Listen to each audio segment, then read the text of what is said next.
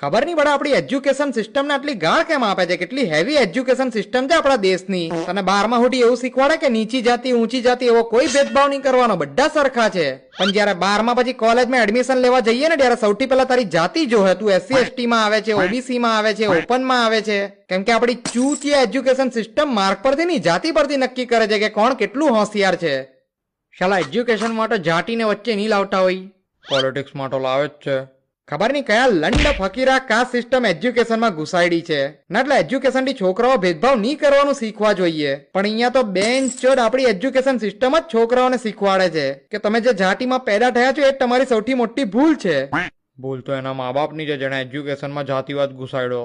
કોઈ કોનામાં ઘુસાડ્યો? મેં તારા મોંમાં ઘુસાડ્યો. વાહ વાહ, બધા ખાલી એક સુંદર પીચાઈને જોઈને મલકાયા કરે છે, પણ કોઈ એવું નથી વિચારતું કે આવા તો હજારો સુંદર પીચાઈ છે ઇન્ડિયામાં જ્યાં કાસ્ટ સિસ્ટમના લીધે ઉપર નથી આવી શકતા.